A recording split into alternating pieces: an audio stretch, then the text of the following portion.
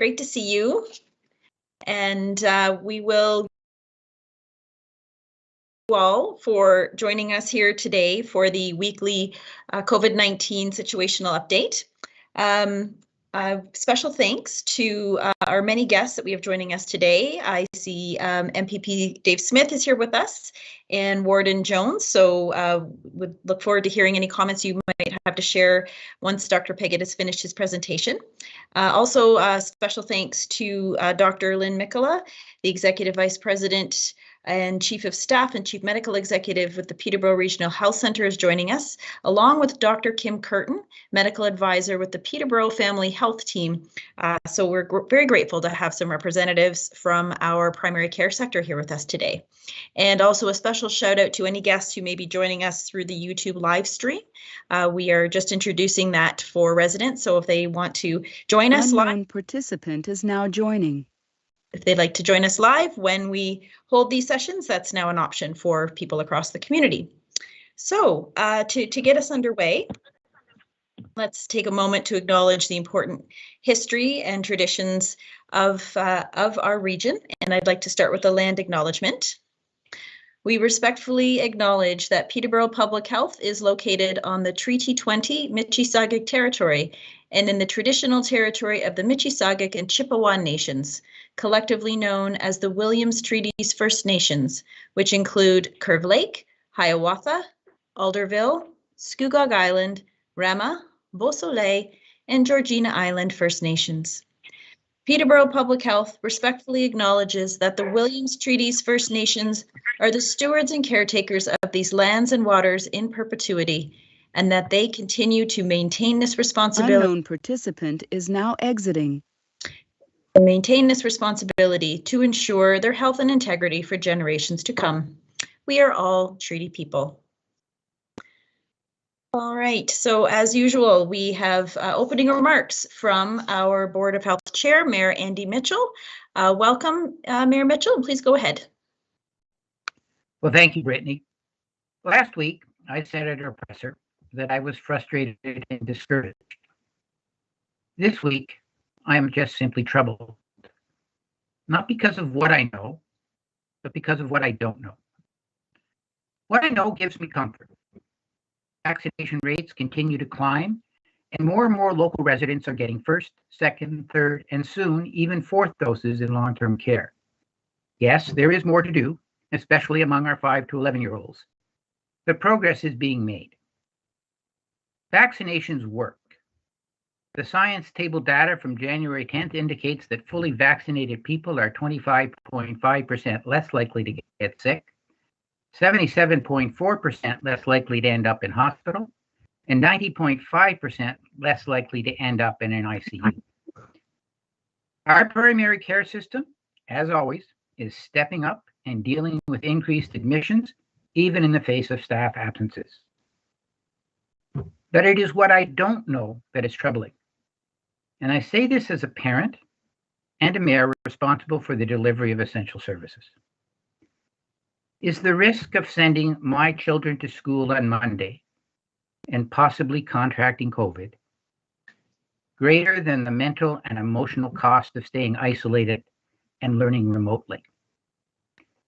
Everyone seems to have an opinion, some very informed. But at the end of the day, it is a decision each parent has to make. And for many, it isn't an easy one. We ask, will the societal benefit to the millions of Ontario students of in-person schooling outweigh the inevitable impacts on those who are likely to get sick? Will in-person class lead to more infections in parents, increased absenteeism in workplaces, and create additional challenges delivering key essential municipal and other services? Do the changes in testing eligibility, amendments to isolation protocols, the limiting of case management to vulnerable populations, all brought about by the size of the Omicron wave, place people at increased risk? And where is the line between individual choice and collective responsibility? I wish I had the answers, but I don't. I am grateful, however, that Dr. Piggott and other MOHs are doing their very best to address many of the questions out there. It is important to appreciate that these are difficult questions, that people acting in good faith will often arrive at different answers, that discussions need to be about the merits of ideas, not the worth of the person expressing them. And to borrow a phrase from the Warden, that we remember we are all in this together. Stay safe, be well, and in all things, be kind. Thank you. Thank you, Mayor Mitchell. All right, let's have a look at our dashboard. So I'll now invite Dr. Piggott to lead us through these next few slides. Go ahead, Dr. Piggott. Thanks so much, Brittany. Thank you. Thank you, Andy, and thank you everyone for joining us today. I'll take us through our dashboards, and then I'm going to talk in particular about schools, something that's on everyone's mind shortly. So this dashboard's current as of our 4 p.m. update yesterday. We have over 1,000 cases. Again, there is a significant underreporting with the focused PCR testing criteria. The local incidence rate of 418 is a slight decrease from last week's. And it's slightly below the provincial average. But sadly, this week we're reporting another 5 deaths that have come in, bringing our year-to-date total up to 10 deaths. And last night I did present some information on some of these deaths, an analysis for the Board of Health. So I'll share some of that information here. 6 of the 10 had the Delta variant. Whereas 4 were either suspected or confirmed Omicron. 4 of those individuals were unvaccinated. 6 had received vaccine, either 2 or 3 doses.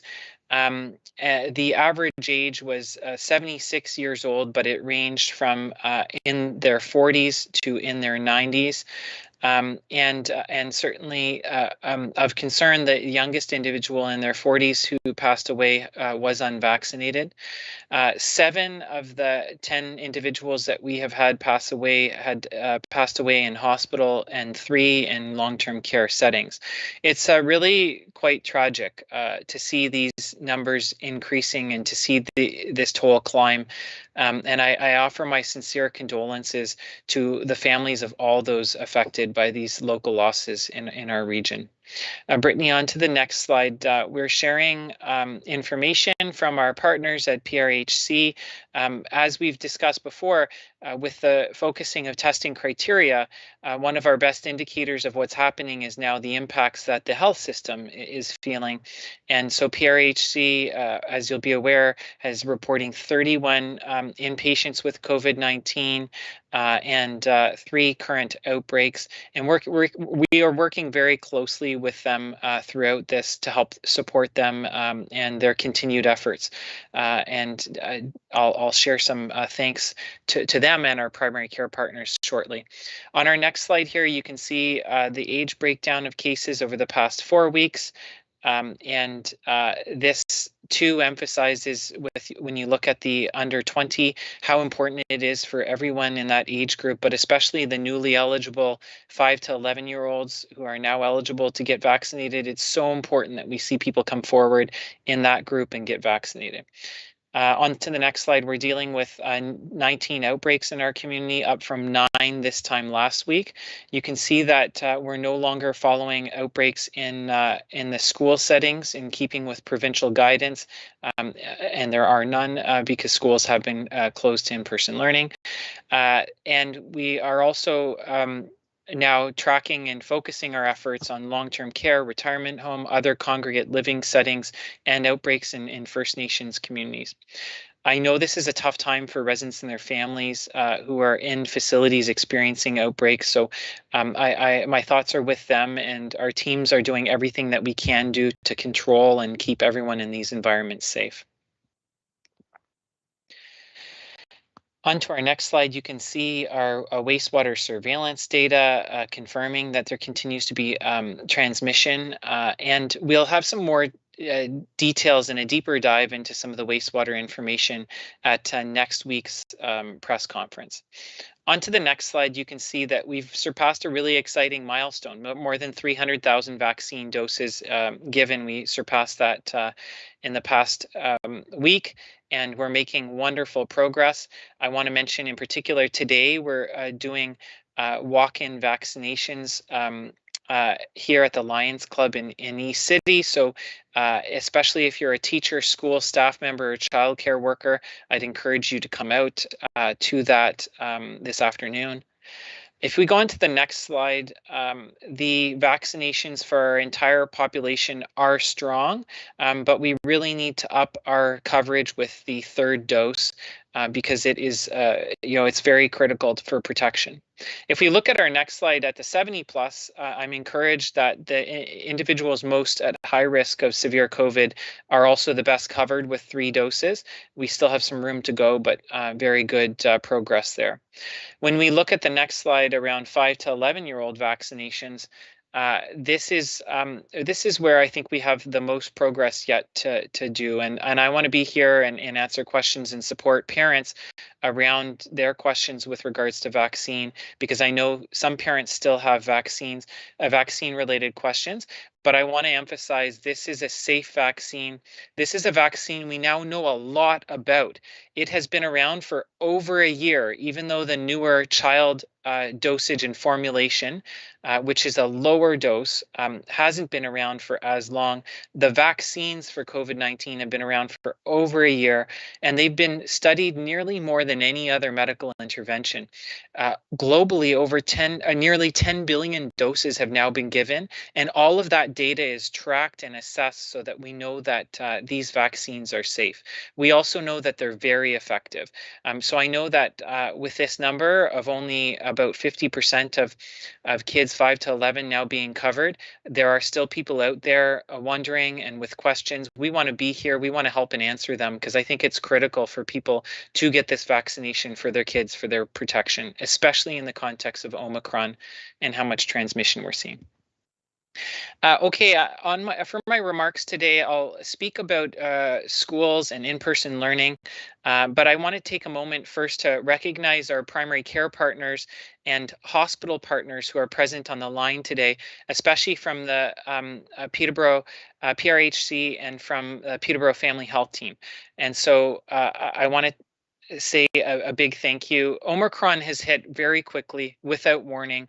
Our health system has had to ramp up their response incredibly, and I'm so proud of the work that they have done, both in supporting increasing vaccinations to the degree that we have here in the community, but also in their own capacity to respond to people who are ill with COVID-19. It's coming at a time when the hospitals and our health system was at its lowest and its most difficult time. As you've heard from the hospital, from the staffing challenges they're experiencing this week, it is a very difficult time for them. But I think their leadership is doing tremendous work to support the response and to continue to ensure people in the community are safe and continue to be able to access care throughout this difficult time period. So I really want to thank them at a time that I know is critically difficult. And I know that coming out of this time period, it's more critical to build up a stronger, resilient healthcare system after this experience in Omicron than the issue has been ever before.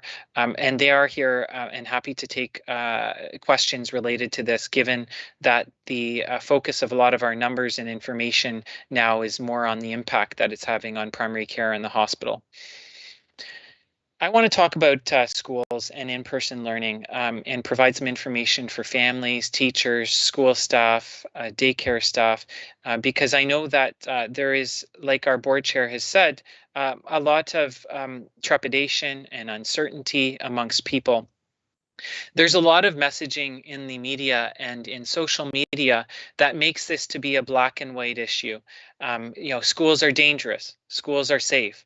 The reality, like so many issues, is that it's a gray area in between, and that it is a bit more complicated than just that.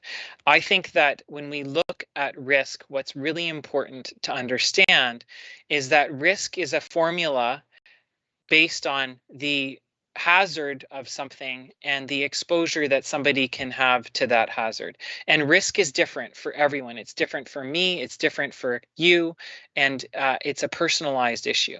When we break down risk and we look at that hazard and the exposure, for kids, the hazard is lower. We know that kids are at lower risk of severe COVID-19 infection and hospitalization. As you can see on this image here, the rate of hospitalization is much, much lower. It's a little bit higher in the 0 to 4-year-olds, and that's a reflection of the fact that they haven't had the benefit of having the vaccine yet. And also, just even before COVID, we know that respiratory infections like COVID-19 tend to impact the younger kids a little bit more than older children. But you can see here, COVID-19 continues to be most burdensome on older adults. That doesn't mean the hazard or the issue here is none, and it's not that. And I don't want to minimize, because there will be people and there will be experiences where people will end up in hospital and have more severe outcomes. But the hazard is lower. You can lower the hazard even further by getting the vaccine, and so when we look at that, that's the most important consideration. When we look at the other part of that equation, which is exposure, I want to speak a bit about that, because I think that is where a lot of parental concern is perhaps coming from. We know that Omicron is transmitting higher than at any point in the pandemic before right now in our communities. That means that next week, as schools go back to in-person learning, there will be transmission. There will be cases of COVID in schools. We know that transmission's happening in a lot of other sites and in environments. And in fact, I think it may be lower in schools than in a lot of other places. If kids are playing in the basement or in the mall and they're not wearing masks and they're not in an environment, like schools have become so much safer with better ventilation, with access to rapid antigen tests, with improved and tighter fitting masks, and all the other measures that I know the school boards are working hard on. The exposure risk in schools may actually be lower than in a lot of other settings and environments. But again, it won't be none. But what we have to look at when we're talking about the risk is the balance of both of these pieces. And at the end of the day, it's parents and children who will be making these personal decisions, and I empathize with them. I know these are tough times. They're tough times to be a leader, to work, to learn, and especially tough times to be a parent. So I just wanted to share that. We want to be here and available for kids as well and their parents. And so this evening, we're hosting a session from 6:30 to 7:30 in collaboration with 2 neighboring health units and the school boards. So that is going to be broadcast live on YouTube, and the information's here. And we've taken a lot of questions in advance, and we're really looking forward to providing information for parents and kids as they're navigating this difficult time. But I do just want to say I really empathize with everybody that is going through this and these challenges and these decisions. Brittany, with that, I think I'll finish my remarks and obviously be happy to take questions. And again, thank you so much, everyone, for joining us today. Great, thank you very much, Dr. Peggott. Okay, lots there. So before we move on to our media guests, I'd love to give our elected officials a chance to say a few words. Let's start with MPP Dave Smith, and I'm happy to spotlight you if you've got your camera working there. And please go ahead, MPP Smith. Thanks, Brittany. I appreciate that. And I'm going to echo some of the comments that were made both by Dr. Peggott and by Andy. School is starting back up again on Monday, and I know that there's a lot of concern. We have parents who have reached out to our office telling us that we need to keep schools closed. We have parents who've reached out to our office saying that we should have opened schools on January 3rd, that we shouldn't have had any kind of a delay on it. And there's a lot of concern from a lot of different parents. My children are grown, so I'm not facing that same level of concern that others are. What I can say, though, is that we've had more than 70,000 HEPA filters installed in schools. Any classroom that does not have a mechanical HVAC system has a HEPA filter in it. Any school that has a mechanical HVAC system has had the filter system upgraded. So we're doing things there to protect kids to protect the staff and teachers. We've also installed, we're in the process of installing right now, 3,000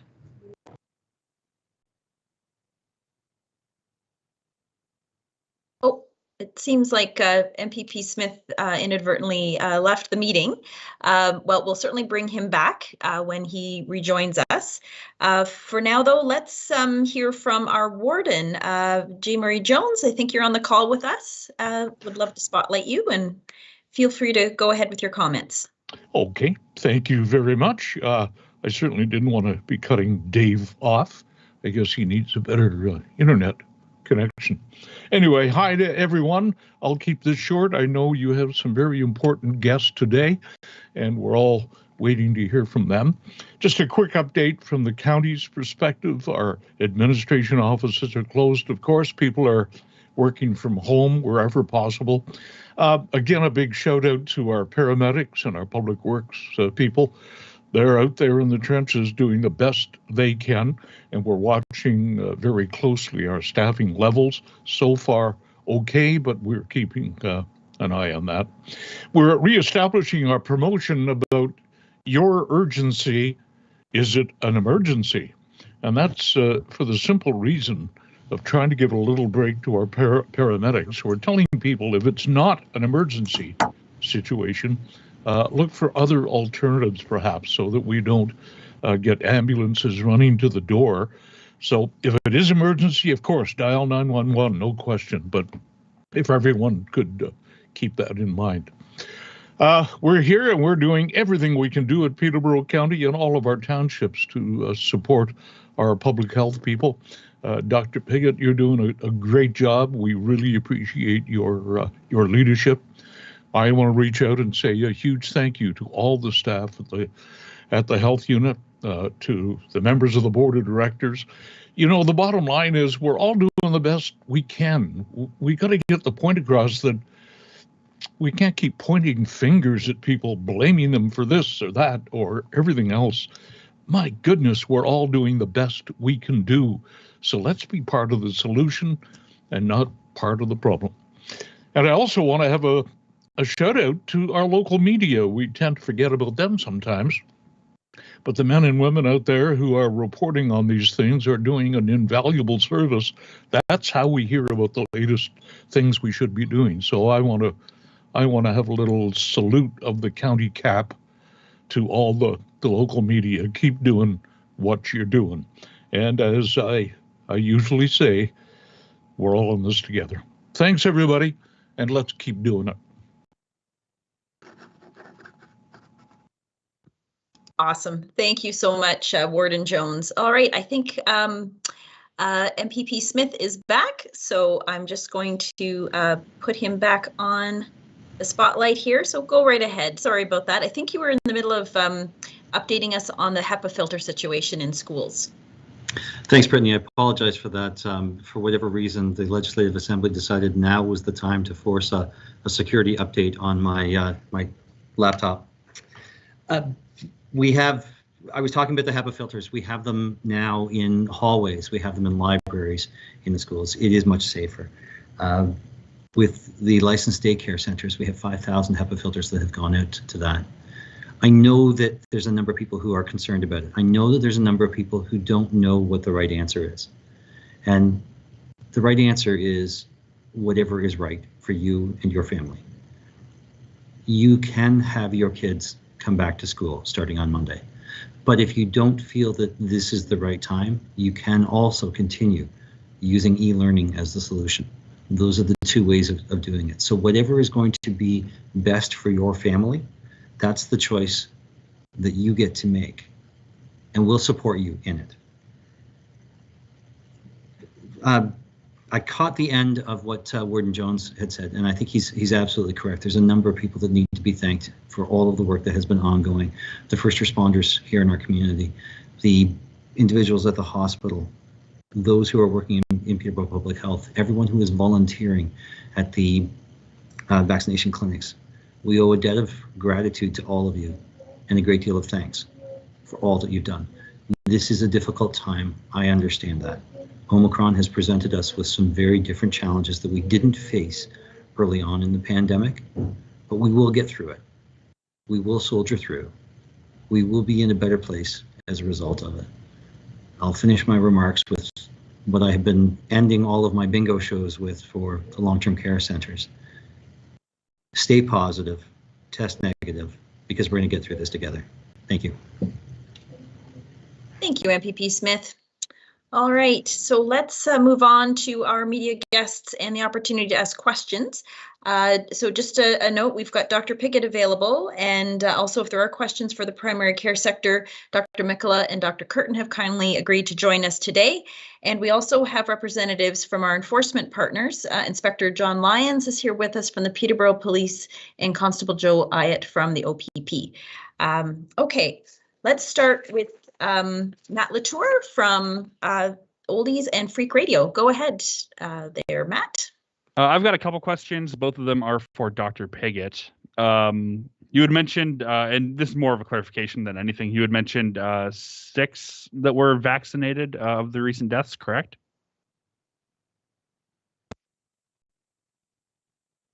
Hi, yes, that that is correct.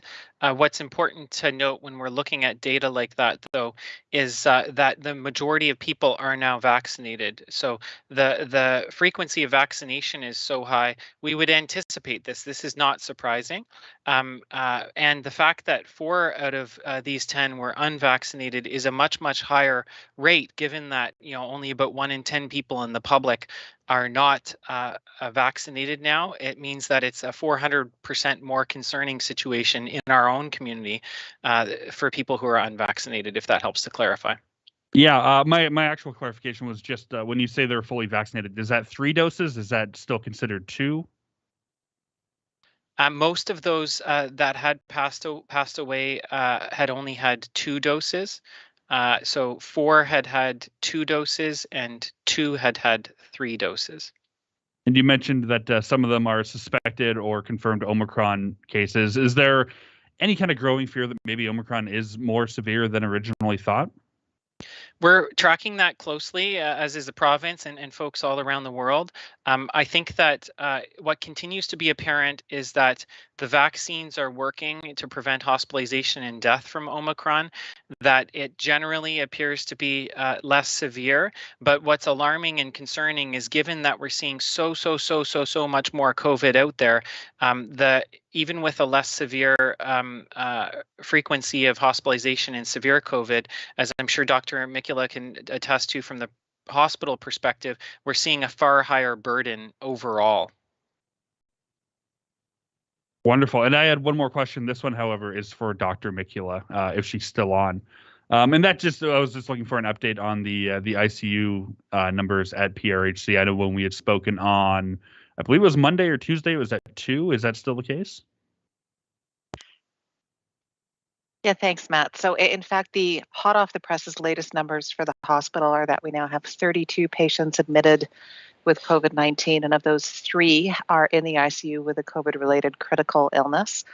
I do want to emphasize these are by far the highest numbers we've seen in this community at any point in this pandemic. We've seen numbers approximating this in the past, back in the days when we were receiving transfers from other jurisdictions. This is a large burden of disease, a very large burden of disease for our community. And we're certainly experiencing the weight of that in both primary care, acute care, and all other arms of the healthcare sector. With a lot of the projections kind of see Omicron plateauing in the next few weeks, is there still, the capacity for the numbers to keep going up locally, or is it pretty close to capacity? That's a good question. There's a lot of planning going on both locally and regionally and provincially to use the capacity that we have as efficiently as possible and to create additional capacity. As we discussed on, I do think it was Tuesday, our biggest constraint is in fact staffing, not space, not physical beds, not rooms. It's having staffing. And so that is one of the main efforts going on in the healthcare system. It also fluctuates a lot, though, because our staff are being exposed, going off sick. They're subject to all of the same risks that members of the general public are when they're out and about living their lives. And so the impact that it's having on everyone, it's also having on our staff. So day to day, our constraints in terms of staffing change, and that's something that we have to manage, with every shift, basically. So it's not an easy question to answer in absolute numbers, Matt. Dr. Mikula, Dr. Piggott, thank you. That's all for me. Great, thank you so much, Matt. Okay, let's hear from our global news representative. Jessica Nisnik is here with us. So if you've got some questions for Dr. Piggott or the other speakers, please let me know. I do. Thank you, Brittany. I have some questions for Dr. Piggott to start. Okay. Dr. Piggott, it took us about 2 years to get to 30 deaths in the region, and now we've shot up, a lot in the last few months. I think that, what do you think is going on? Why a rise in deaths when more people are vaccinated? And it just seems to be happening so quickly now. What do you think is going on? Well, we similarly are concerned. With numbers, there can always be the potential for fluctuation and just a bad chance, a bad run of a series of deaths. At this point, we haven't been able to find any underlying links other than the fact that the rates are much higher among those who are unvaccinated. We know that this is happening across the province as well. Now we have seen an increase in the number of deaths. So at this point, there's nothing that I can point to and put our finger on that we're doing necessarily wrong. What I do want to say is I think that this region had done particularly excellent earlier in the pandemic with low rates of death, especially in our long-term care homes. And I think there was great medical oversight and healthcare leadership by those long-term care homes and our hospital earlier in the pandemic. I'm not sure if somebody else, perhaps Dr. Curtin or Dr. Mikula, who's been here a lot in the region longer than I have, wants to add or comment on that. But it is concerning. We're keeping a very close eye on it to see, is there anything that needs to be done as a result of this trend, and what might be underlying it. If I may, I'll add that I think this is largely a question of math. We have never seen even close to this number of infections. And even with a large proportion of the population being vaccinated, there are so many cases out there that if you just do the math, even with a smaller percentage of deaths, these numbers are going to go up in the way that we're seeing. And that's certainly the experience that we're feeling at the hospital. The long-term care homes continue to do a fabulous job of protecting their residents, protecting their staff. But again, we're all subject to the same mathematical pressures now. There's an awful lot of COVID circulating. Thank you. The next question I have is about PCR testing. So maybe that would be for you, Dr. Mikula. There still seems to be a lot of confusion around who can get tested. At first, we were told it was for people who work and live in high-risk settings. And now it seems I've heard teachers are going and they're able to get tested. I had know of someone, a teacher who got tested at PRHC. So when I looked at the website today, the Ontario website, it did say teachers are on it. So did that change recently? And maybe we could just go over a quick who is eligible for testing and why. So I can certainly start. The eligibility criteria, unless something's changed and I don't know it, have not changed. We are still testing people with moderate symptoms. So people who don't fall into any of the high-risk categories who have moderate symptoms can come for an assessment, and based on the judgment of the physician assessing them, can receive a test.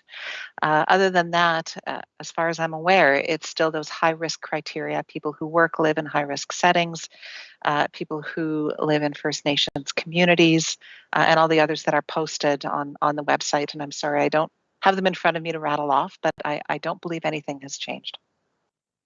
Okay, thanks. Yeah, I can look in the website and find out. I guess it's just when the messaging first came out, it was, as my understanding, the general public couldn't get tests anymore. And then when you mentioned Tuesday that people with moderate symptoms, it really did confuse me and the rest of the public. So because as I knew, like I said, it wasn't for the general public anymore. But so now you're saying moderate cases can still get tested. And that has been the case all along. And I know it's certainly been, the shift was abrupt and the shift was confusing, but people with moderate symptoms can call their physician, either their primary care physician, or call the assessment center, and they can come in for an assessment. And again, if the treating physician deems it appropriate, we'll do a test. And the website, I believe, is ontario.ca/exposed.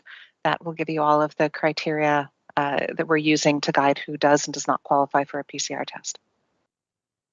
Okay, thank you, Dr. Mikula, and thank you, And if Dr. I can- Piggott. Yeah, go and if ahead, I can, Dr. I'll add to underscore what Dr. Mikula said, and there hasn't been changes yet to the new PCR testing criteria.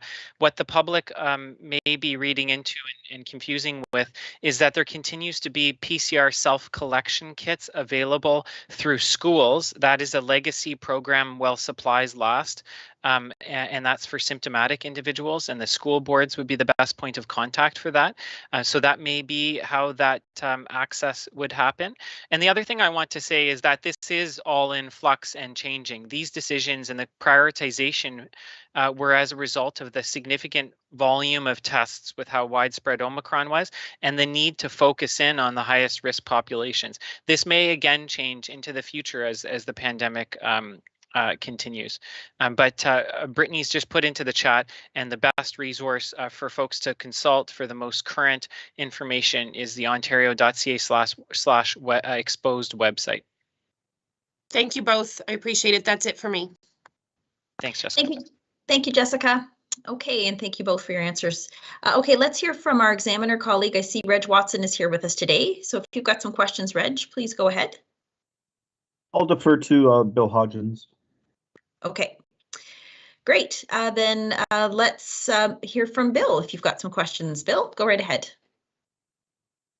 Yeah, for Dr. Piggott. Well, first, hey, a shout out to Warden Jones. Thanks for the media shout out. That was much appreciated. Yeah, I'd like to focus a bit on the 5 to 11 vaccination rates. It seems to me that it's kind of stagnated. Have you heard of any jurisdictions that, I don't know, maybe have offered any unique incentives, or do you think mandates might be an issue for that age group? Well, we generally know that mandates are effective in improving coverage. Ontario has something called the Immunization of School Pupils Act that mandates vaccines or a verified exemption process for school children for a bunch of other diseases. And I do think that this is an important consideration to make schools safer and to increase the coverage. At this point, though, we are locally doing everything we can to just reassure, provide more information, and support parents and kids in their decisions.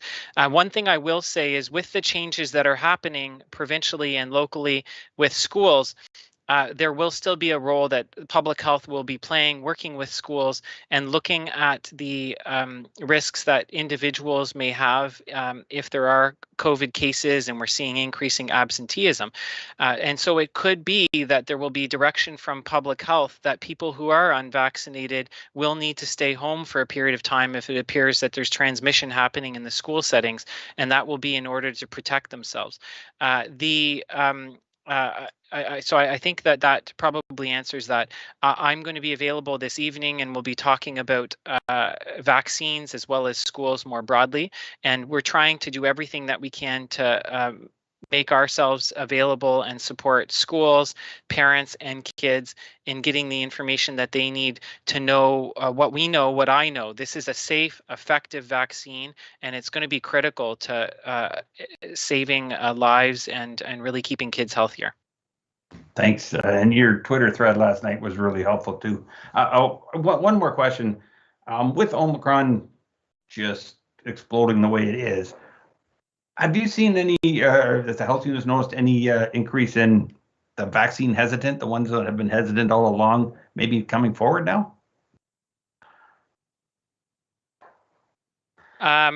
I mean, there is always some low-level background noise of concern, but as I've said, it has become a very marginal, small group of vocal individuals, and overwhelmingly, I'm looking to the nearly everyone in our community that's on board and supportive of this vaccine. Excellent. That's it for me. Thank you. Thanks, Bill. Thank you, Bill. All right, I'm going to suggest that we hear from Paul Rellinger and then we'll get to Taylor Clydesdale. So Paul, if you've got questions for Dr. Piggott or other speakers, please go ahead. I do, Brittany. Thanks so much. A couple questions for Dr. Piggott and if I could for Dr. Mikula. Dr. Piggott, seems everybody has an opinion on it. I wanted to ask yours because it's very much in the news. The vaccine tax in Quebec.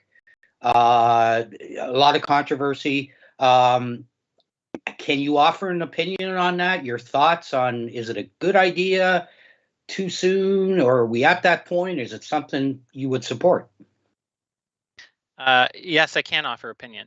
I think that mandates and restrictions and incentives and measures that link and support vaccination are effective, period. However, they always have to be balanced and you have to look at the potential consequences of them. One of my concerns with a tax on people accessing healthcare is that then they don't come and seek healthcare. We know this for people who don't have OHIP coverage and who stay home until they're sicker and come to the hospital late. That costs the system more money, but it also has a harmful impact on people's life. So I wouldn't want us to disincentivize people coming to school, but I think we need to normalize and incentivize vaccines more broadly. Maybe a tax break or a tax cut, maybe other measures and incentives. I think ultimately each of these settings and decisions around vaccine requirements, whether it's in schools, in businesses, or more broadly in society, need to be balanced with the potential consequences they have. But the more that we do normalize and require vaccination, the reality is the higher the vaccine coverage. Thank you. January 26th, which is less than 2 weeks away now, is the date that's been set by the Premier to review the current restrictions, whether they stay in place or whether they're heightened. Totally unfair question, and I apologize, but the way we're tracking right now, do you see that as being realistic? Is that achievable, attainable? I think every time there are public health measures put in place, there's a time period that they'll be reevaluated in because the setting and context can change. I think what we've been told by the Ontario Science Table and looking at the modeling is that Omicron is going to continue surging well through January and February. And so I think that will no doubt need to be considered and balanced with the potential consequences that continued lockdown measures are having on people, on families, on businesses, and on our communities. Thank you. And one more question, Dr. Piggott, if I could. We've heard much about how Omicron has put a burden on staffing for many different organizations. I know the city and certainly the hospital is dealing with that as well. Very important people right now in the way things are playing out are the people who are working the vaccine clinics. That not only includes PPH staff, but of course the volunteers. Any worry that there could be an erosion of staffing capabilities at that level at such a critical time? Working hard to avoid it. I am constantly worried about that, but we're doing a lot to try to utilize rapid antigen testing for those staff and for those contexts. We're using tightly fitting masks and protection measures to encourage and ensure people are as safe as possible when they are at work. But we will continue to follow and assess the situation carefully. And I do anticipate there will be some challenges, but I know our teams are planning and we'll be able to get through those. And I will just pause because I know Dr. Curtin has her hand up and perhaps wants to add or contribute to that, because this has been a great collaboration between public health, between primary care, our pharmacies, and the hospital. All the partners are doing a lot of vaccinating work.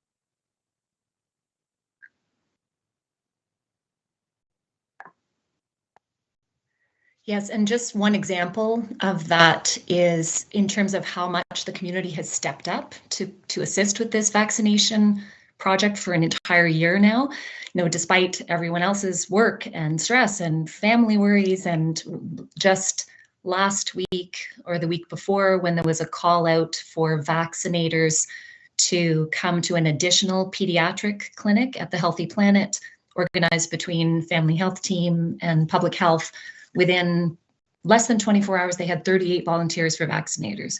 So these are people who've already given up their time, but the community has really stepped up to vaccinate. So in terms of shout outs, that goes to, of course, the volunteers as well. But nurses and pharmacists and physicians have really come forward to vaccinate our community. Well, that's very impressive. Thanks for adding to that answer, and thank you, Dr. Piggott. I appreciate it. Dr. Mikula, I know one thing that a lot of people are looking for right now, besides an end to the pandemic, is simple reassurance. When we look at the hospital situation, what can you tell people about the hospital's ability to see urgent cases as they always have, and to be able to respond quickly? For example, someone has a medical episode at home, serious, is rushed to the hospital. Can you reassure people that they will be looked after in as timely a fashion as ever? I can, and it would be my pleasure to reassure everyone that we are still here for you at the hospital. If you need us for urgent or emergent care, if you need to come to the emergency room, we are absolutely open, we're running, we are here to look after you. We have, in alignment with the recently released Directive Number 2, we have ramped down our non-urgent and non-emergent procedural services. But this is in the service of making sure that we can continue to offer urgent and emergent care. So the hospital is still functional. Our staff are tired, but they are still on their feet. They are still here to care for you. I'll take a moment to just thank them again for the unbelievable work they've done over the last 2 years and that they continue to do. But our staff and physicians are still here, and the hospital is still doing what it needs to do. So absolutely, I am happy to offer that reassurance. Thank you, Dr. Mikula. I was pretty sure that would be your answer, but I do think people need to hear that. So thank you. Thank you, Dr. Piggott, and thank you, Brittany. That's it for me. Okay, great. Thank you all. Okay, so last but not least, we have Taylor Clydesdale, who's joining us from Peterborough this week, and I believe you have a few questions on vaccine mandates for Dr. Piggott. So go ahead. I do, and thank you. Actually, if MPP Smith is still in the call, if I could maybe leave with a question or two for him. Okay, let's see here. I am still here, yes. Okay, perfect. Yeah, Dave, I was just wondering about, there was some talk from the federal health minister about expecting that provinces might eventually pass expanded vaccine mandates. What are your thoughts on the idea of expanding it so that healthcare workers, teachers, students, other populations that don't currently have to be vaccinated to go into the workplace or into schools might have to in the future? Is that something that the province is considering? Taylor, I'm not a medical expert, so I can't give you an informed decision on whether or not it's a good idea to mandate vaccines for anybody. I think that's something that we would have to get good, solid advice from all of our medical experts on which way would be the best way to go with it. At present, we are not having a discussion about this. As I said, this is something that we would have to get good medical advice from the Chief Medical Officer of Health, all of the medical officers of health, as well as the entire hospital network. Okay, and then my second question for you is just, leaping off of earlier question about Quebec. I was just wondering if you had any thoughts that you wanted to share about that situation and that development. I'm focused on the health and well-being of the people of Ontario. What Quebec does is something that Quebec does, and I would leave it up to Quebec to decide on how they want to operate within their own province. Here in Ontario, we're looking at what's in the best interest of everybody in Ontario, what's in the best interest of the health and welfare of everybody in Ontario. Okay, that's it for me to you. I'll move on then to Dr. Piggott, if that's all right. Yeah, basically more or less the same line of questioning for you. I know we've already had some conversation this session about mandates, but I'm just wondering if you had any thoughts about potentially expanding requirements so that teachers, students, healthcare workers, should they be vaccinated before they are allowed to continue working in the workplace? Yeah, thank you for that, Taylor. And I mean, I think ultimately they are challenging policy-oriented questions that the province will no doubt navigate. Like I mentioned earlier, requiring vaccination improves uptake of vaccination, clearly. We know that from across a number of settings and jurisdictions. We know that this vaccine is safe. We know that some people, when a requirement for vaccination is put in place, actually feel a sense of relief because it does, in a sense, take away that uncertainty or hesitancy they may have because it is required. We know that these vaccines are safe and effective, and so I think that there will no doubt be more consideration to that in the coming days and weeks. And I think that there are important considerations given how critical it is to have vaccine coverage be as high as it can. And I know and I empathize with, you know, the 90% in our community who are vaccinated and who do feel anxiety and feel uncomfortable that there are still individuals potentially around them who haven't made that decision to get vaccinated yet. Are there any efforts being made right now to push for vaccination among those who are hesitant? Well, we are doing loads of education and supports. We're answering all kinds of questions, including, you know, for parents and kids this evening. So for the year plus that we've been rolling out this COVID-19 vaccine and the decades of public health that preceded it, we've always been working on this issue and helping people who are hesitant to understand the science and the importance of the protection of vaccines. And so we continue that work. Just in the question of, and maybe this is in theory, but you know, if greater restrictions did come down, you know, what about people who are medically cannot be vaccinated? I know for a lot of vaccine policies in the workplace, it's a lot of if you cannot be if you cannot be vaccinated, you have to provide proof of medical exemption and regular testing. Is that kind of something along the lines of what you would recommend if there were greater vaccine mandates for other institutions? Yes, so there are extremely few and limited true medical exemptions and reasons not to get the COVID-19 vaccine. They're overwhelmingly well tolerated. Of course, we always need accommodations and consideration of that. The nice thing about the COVID-19 vaccines are that we now have a suite, multiple different vaccines available. So if somebody for a medical reason isn't able to get one, then they may be able to get another. And so I know our team and especially primary care and doctors are working to make sure that people can have alternatives if for some reason they are unable to get the vaccine. But it's an extremely rare situation actually now that there's a genuine medical reason for that.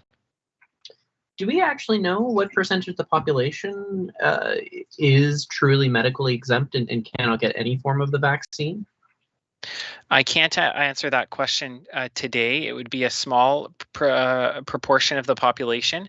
We may have that data coming into the future because there's a process underway to register those medical exemptions, and we may have more information in the coming weeks or months as we're able to tabulate and understand how many. But I can tell you in our region, our community, it's a fairly small number. Okay, perfect. I think that's it for me. Thank you very much, Dr. Piggott. I appreciate the help. Thanks, Taylor. And thanks to all our media, as the Warden Jones had mentioned as well. Great. Thank you, everybody, for your comments today. I believe that brings us to an end to our to this week's update. So again, I appreciate having the great contributions from our primary care sector, Dr. Mikula, Dr. Curtin, and thank you also to the Warden and MPP Smith for your comments. So with that, look forward to seeing you back here next Thursday at 12 noon. And for those of you keen to find out more about the back to school situation, please do join us tonight for the presentation that brings together all of our local health units with HKPR, Durham Region, and Peterborough Public Health. You can find the link on our webpage or just go to the HKPR YouTube channel listed on this slide below. Okay, thank you all. Stay safe out there and take good care. Thanks, Brittany. Thank you, everyone.